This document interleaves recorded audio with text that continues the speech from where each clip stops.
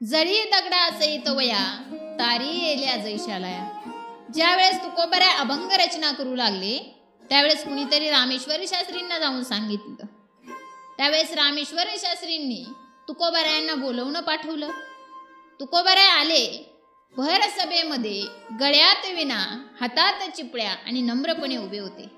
त्यावेळेस रामेश्वर शास्त्री म्हणाले, काय तुकोबराया अभंग रचना करता, काय अधिकार आहे तुमचा? त्यावेळेस तुकोबराय म्हणाले, शास्त्रीजी मी नाही करत, माझ्या स्वप्नात नामदेवराय आणि पांडुरंग परमात्मा आले आणि त्यांनी सांगितलंय म्हणून मी करतोय।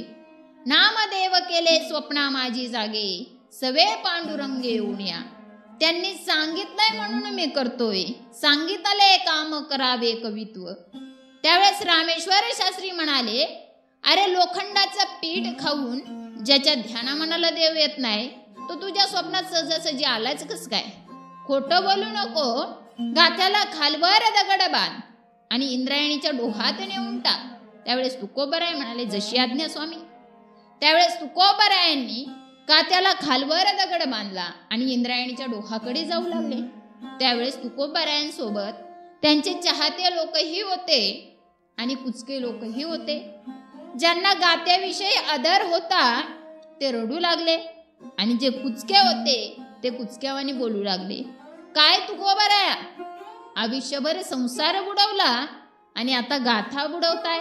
देवना संसार तुका दोन्हीकडे चोर।